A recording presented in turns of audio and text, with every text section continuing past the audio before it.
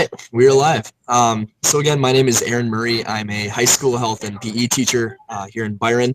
It's my second year teaching, and I graduated from Winona State University. I'm also from Holman, Wisconsin, so I'm with you guys. Are you there? And that's me. So what about you guys? My name is Cody. I'm a junior at UWO. Oh, nice. Yep, I'm Katie. I'm a senior at UWO. Okay.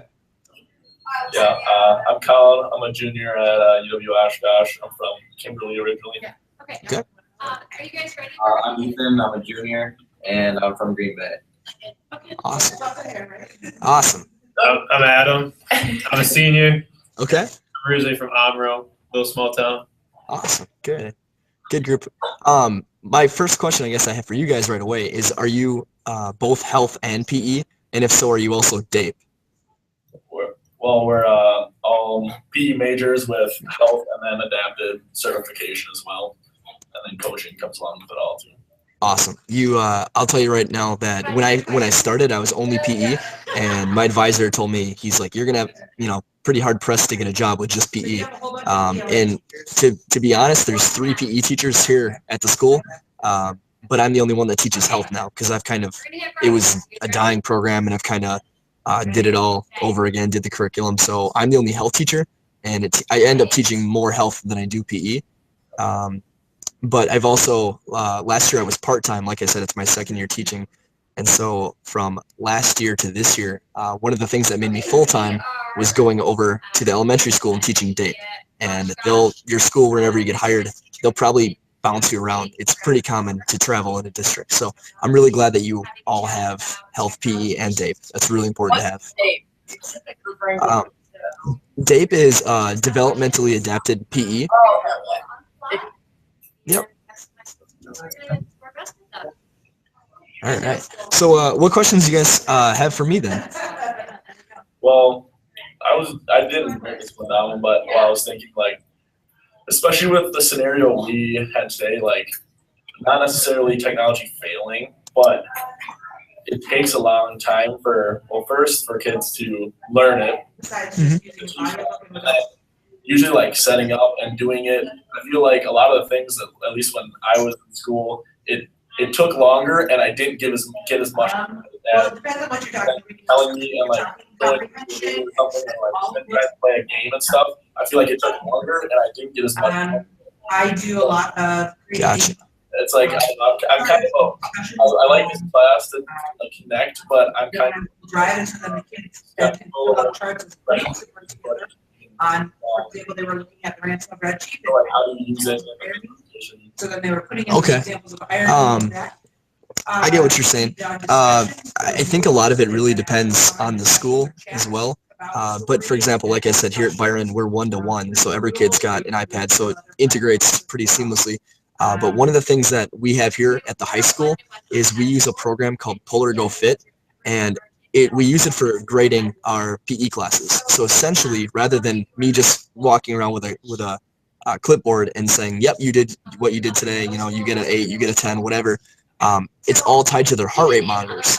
So I use my iPad. I have a screen that I can see every kid, and I can see based on their heart rate how hard they're working. And so I can differentiate my instruction. I can say, you need to work harder. You are right on track. Good job. Whatever it is. And from there, I can set challenges each day. I'll give you guys a reward if everyone gets above 30 minutes in their zone, so on and so forth. So it makes grading, it takes away the subjectivity. It makes it very objective, which is really good.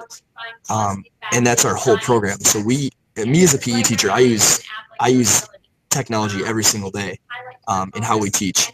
And currently, the class I'm in this quarter is I teach weight training. And one of the things that I do for weight training is I use an app on the iPad called Coach's Eye. And what that does is it allows you to just film and record like you normally would. But then you can stop, you can pause, you can do things at half speed or speed them up. And you can, like, draw lines or, make comments and then send kids videos. And when I'm trying to teach, a 9th grade girl, how to do a power clean the proper way, they don't really get it until they can watch themselves do it. And then I can teach them in slow motion and say, this is where you need to be here. This is what you should do here. and it works great. And that's helped me teach so many kids on how to do proper forms, things like that. So when it comes to playing games, you don't like basketball, things that are already structured and put together well. You don't necessarily use technology on top of the games. You just use it in more of the curriculum and day-to-day things. But I totally know what you mean, because you can't just throw technology into, basketball or badminton just for technology's sake. So a lot of it's more about how you use it as a teacher for your own benefit and for the kids' benefits. And sometimes like the whole retelling piece. So does that kind of make sense For too? example, I'm Yeah, it a story video, I tell Yeah. the kids, okay, now you need to give me a retelling of the Oh, story. go ahead. I know the other question that we have is like Give me some of it contemporary, some of it, consuming all kinds of different things. our life. Yeah, do some kind of Like, how do we retelling. So that was try really to a great way for me to see that they did comprehend. Oh, sorry, man. I can't really hear you. Could you get a little closer to the mic? I couldn't I hear you.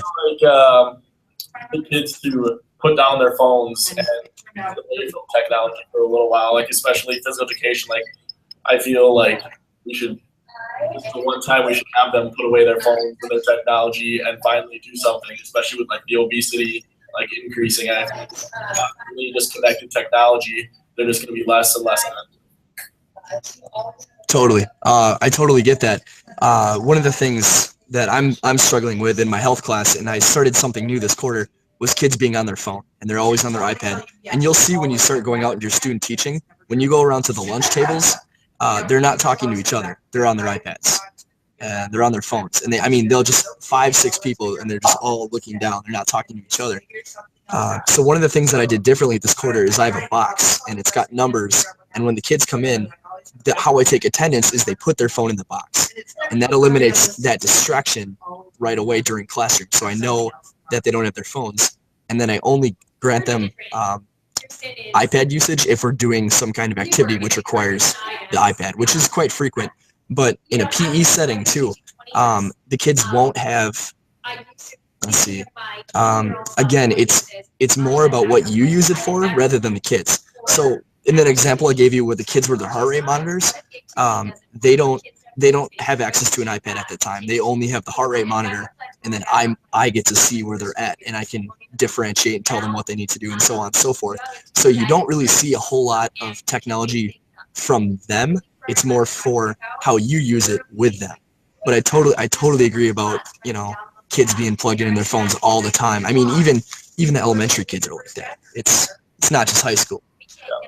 So I definitely see what you're saying. So when it comes to technology in PE, the things that you can do are programs that benefit your teaching and not so much just to distract the kids. And there are some awesome tools out there. One of the things that, like, if you guys have ever done, let's see, like at elementary school, if you ever go and observe a teacher and they're like, oh, how do I put the kids in teams today? And they're going to argue. One of the things that I use is a program called Team Shake. And so I've got all my roster on this app that I use, and then I shake my iPad, and it, I can set it to I need 2 teams or 4 teams or 6 teams for a tournament, whatever it is. I shake the iPad, and there's instant brackets set up, or there's instant teams, whatever I need. And then it just saves me a whole lot of time rather than just, going through and picking kids arbitrarily, Yeah. What other questions you had? I like your Silverstein shirt, by the way. Yeah. So then I try it and then it I have a question. Do you coach, and if so, like, how do you use like social media and technology in your coaching? As for coaching, Yeah. awesome question. I'm a wrestling coach. Our season just ended, and I'm also a track and field coach. So what I use is a program for my athletes called Remind. And basically what it is, it's made for teachers and coaches specifically, and it's a way to send text messages to your kids that are very safe. And it's not like, because when you get out in the field, if you need to get a hold of a kid, the best way to do it is text messaging, but it doesn't always look good if it's a teacher messaging a student directly. So I use Remind, and then it basically comes through this program where I can send it the whole class or the whole team, my whole roster, whatever it is. I can send them updates like, remember we have to be at the bus at this time today. I'm a middle school track coach as well, so that's, kids are always forgetful, so it's really good just to be like, hey, be at this time, be at this location, bam, just like that. Or if I need to reach out to a certain kid because he forgot something or whatever it is, I can be like, hey, Michael, you need to do this. And bam, just like that. So that remind program is super, super helpful. It's especially if your kids are if you're in a sport where there's a lot of kids like track, or if the kids are off task a lot like wrestling and you really need to focus them in, it's a great way to send them reminders. And like I said, I use Coach's Eye. I'm a pole vault coach for pole vaulting. And, that's such a fast sport. It takes 8 seconds to run down the runway. You vault, you're in the pit, it's done. It's something that if you can record and then show them their own form back and say, look, you need to prolong your swing, or you need to get this drive knee up right away. And this is when you extend over the bar. That's very helpful. And then the kids can see themselves vaulting. So I think those are the 2 biggest things I need. I also use Twitter, just like for my team, like the wrestling team, we just send updates out. We can, communicate with parents that way. It's a great collaboration tool. But when it comes to in the practice room, other than like timers, it's not a whole lot of technology. It's more for organization aspects. The other thing that I use is Spotify. I highly recommend, if you're teaching PE, get a premium account, because you can make your own playlist. There's no interruptions. It's super, super slick, and a lot of schools will pay for it if you can prove that you're using it, in that way. And so what I do for my weight training class was, look, we have a block schedule, which means I have you guys for an hour and a half every day. And one of the things that you can do is design your own playlist. And then I will let kids pick school appropriate songs. I'll go through and approve them. And then whoever works hard the next day, I'll be like, hey, Josh, you did really good today. You get the playlist tomorrow.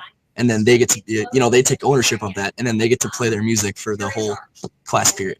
So kids love Spotify. They get hooked on it, and they'll follow your playlist, or they'll share stuff with you and say, hey, can we add this to this playlist, or so on and so forth. So that's huge too. When I teach PE outside, I always have a Bluetooth speaker. In the spring, if we're gonna go outside, play ultimate frisbee, I always use music when I'm teaching. It always pumps up to the kids. It's more fun. And I always have a Bluetooth speaker that I can take with me and kind of, wherever we are, we've got music. And the kids appreciate that too. So there's a lot of ways, I guess. Yeah. I'm reading my book. We got a question here that says, for children that are adaptive Phyed, how would you use technology with them? Great question. So I've only taught one section of adaptive Phyed, and that was at the elementary school. And you'll find that these kids really like routines. So one of the things that I would do is I had a program on there, which is like where the kids can kind of build the activities for the day, and you can choose the activities. I can't think of the name right now, but like with my autistic students, they really like structure, and they like to have input in what they're doing, because they don't like to be told what to do. They want to, and as long as you control their options, they really appreciate that. So I would say, here's my iPad. You can click and drag what you want to do today for your workout, your warm-up, and then our game that we play at the end. And then the kids can choose what they want. I mean, under controlled circumstances, you get to pick. But I've used that. Our high school teacher here, Mr. Catterley, what he does when he teaches Dave, again, it's mostly for music. And I'm trying to think. Outside of teaching, it's mostly just for collaborating and sending progress reports home. Google Docs is very sweet for that, because when I have to send a progress report home, I can talk to the parent. I can say, hey, anytime you get around to it, edit this document, make modifications that we need to do in class, or anything that you think I should do differently as a teacher, and you can communicate. It's a lot faster than email too, and you've got a hard copy anytime you need. I mean, just print it off and it's done. So the Google Docs system is really, really good. It's way easier to track it than email too. So I think those are the only 3 things that we really use for date. And can you remember what that program was called? I'd have to. I'll connect with one of you on Twitter, and I'll send that program to you. I'm having trouble thinking of it right now because I haven't used it since first quarter. It was one I found on a whim. I actually was in the App Store looking at PE apps, and then I found it and I tried it out, and it worked really well. But I'll let you know that. All right, thank you. Yeah. All right. Another question is, if you're working in a low-income district, and how would you incorporate technology when you don't have access to it if you're in a low income district? That's a really good question. That's one of the things we're talking about in our grad school class is how to get funding and how to kind of have more access for kids. One of the things you should know is big companies like Apple or Google, they want to get their technology in schools. So a lot of times, if you can write a grant for them, have you talked about grant writing in your classes yet? Okay, writing a grant is basically writing like a wish list and sending it to a company and saying, if I get your devices, this is how I will use it, and this is how it will benefit your corporation. And you can get money, or they will send you iPads or whatever it is. They are looking to help teachers. It looks good for their company, and it helps you teach. So writing grants is one of the things you can do for school districts that don't have a lot of funding. I'm trying to think. Fortunately, I mean, this is my first teaching job. I'm here at a one-to-one school. We're doing very well. But for example, my student teaching, I was in Melbourne, Australia. I did my high school level there, and that was at a very poor district. And they didn't have a lot, but it seemed like they did well with what they had. For example, they only had 4 classrooms with a smart board, and the way their system works out, they've got prac and theory PE, and it's kind of day-to-day, it's different. So on the days that we had theory, we would go in and I could use the smart board in this room to explain basketball and the rules, and then we'd go out the next day and play it, things like that. And the kids like that. But again, they didn't have much, so in those situations, it's just kind of taking opportunities, looking to grow what you have, whether it's writing a grant or talking to borrowing devices or whatever it is, just being open to new ideas and also using what you have, because a lot of times you won't have much and you just kind of have to use what you do have. So. That's all we got. Awesome. Good. I'm glad you guys are doing this. Do you have any other questions about like interviewing or things that you can be doing to make yourself more better for employers or things like that? Whatever you think. Tell us, like, what would you suggest? What was your path? Yeah. What was your path to how you got to that? Gotcha. So my path, let's see. I was at Winona State University, if you guys know where Winona. And Rochester is only 45 minutes, so it's not that far off. But I didn't know anyone in the town. I didn't have any connections. I'd never really forged any that way. So I made a LinkedIn account. I started connecting to people in the district because I knew that I was going to move there, because that's where my current wife is. She was my girlfriend at the time, but I knew she was moving there and I'd be there following. So if you know where you're going to go, try to meet people in that area. Online, whether it's Twitter or LinkedIn or whatever, just say, I have a teaching degree. I'm going to be moving in this area. I'm looking for jobs. There's like teachers versions of Craigslist. Like I think there's a Wisconsin one. I know there is. I'm trying to remember what that's called. But connect to those and just make yourself known. Get out there. Volunteer with kids. If you can't get a teaching job right away, be a para. That's one of the things you can do, is just be a para for a semester or whatever it is. And if something opens up like a long-term sub, then you're a long-term sub. Then you have experience in the building. And then next year when hiring comes around, you can say, hey, I made relationships with the kids. I know how the district works. I'd be a candidate. So it's just getting in and getting yourself known at the ground floor. And the one thing that we talked about earlier on when we were all together is cleaning up cleaning up your Facebooks, your Twitter, all that, because I'm the same way. I'm only a second-year teacher. I'm 25. But when it came time for me to interview and hire, I had to go through and go on Facebook and delete all my college pictures that I didn't want anyone to see, things like that. And that is really important to do, because now that I'm a teacher, when a new teacher position comes up, they'll look at candidates, and that's the first thing they'll do. They'll Google them. They'll go on Twitter, see what comes up. They'll go on their Facebook. I mean, I've seen people have stellar resumes, and they're like, all right, they look good. Let's look them up. This isn't the kind of person we want with kids, just based on pictures, and they'll shut them down, throw away their application just like that. So just my advice, it's super, super important to clean up that stuff right away. And again, you can have your own personal stuff, but just be a little more careful about what you make public. Because, yeah, as a teacher, you're in a bubble. Everyone in the community will know you. I mean, you can't even go to the store without a parent trying to talk to you and, ask you how their kid's doing. Just be prepared for that. But it's a good life. It's fun. So they can go through it as they want to go through it, and there's labs associated, and he has videos attached to so much of it. So, you really, it's kind of up to you to design. That's it? I think so. Okay. I'm gonna leave my, let's see if I can type this. Let's see if I can type something to you guys. I don't know how to do it on here. I've never used this. Let's see. 5 or 6. Let me ask the boys.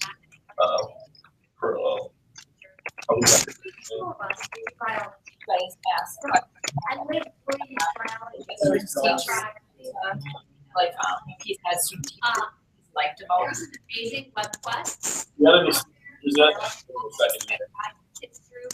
Say that one more time. I'm sorry. I mean, have you ever had any student teachers yet? I know it's the only. No. I have had people come observe, but you can't have a student teacher until you're tenured, at least in my district, and that makes sense because you know, yeah.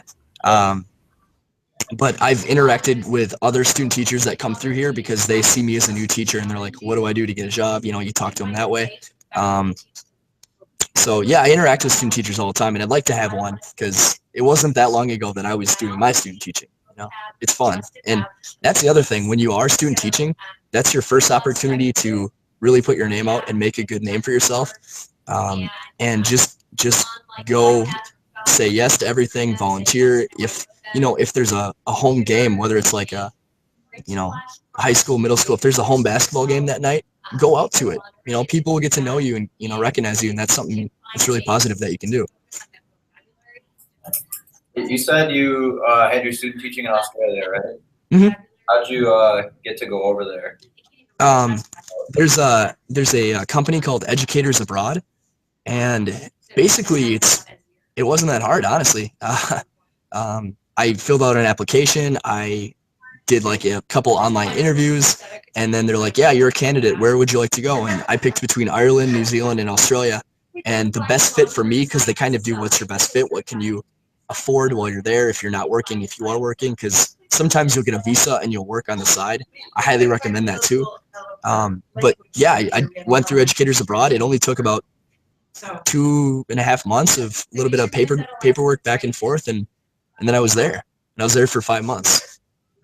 So yeah, it was totally worth it. It was an amazing experience. It was a lot of fun. How are their classes, like physical education classes and things, compared to, especially like even the technology too?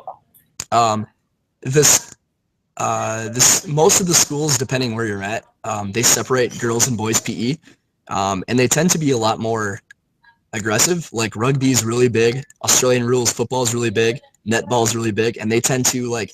I remember my first day we were going over Australian rules football, which if you don't know what that sport is, YouTube it when you get home. It's insane. It's so much fun though. But it's huge over there. It's just like our NFL, but it's bigger over there. So the first day of student teaching, I was watching my supervising teacher explain Australian rules football, and then it was girls too. It was like 10th grade girls, and then they just started jumping on each other. They were tackling each other, and I'm like, "What are you doing?" They're like, "No, this is what we do. This is normal." And then I looked it up online, and I mean, so I would say their PE, it's separate guys and girls, and that I think that's a cool element. I don't like it over here as much, but I think over there it works really well. But they keep it separate. It's more aggressive. It's more fast paced. It's more of what you would consider like old school PE, I would say. But man, it's fun. It's so much fun. It's just massive.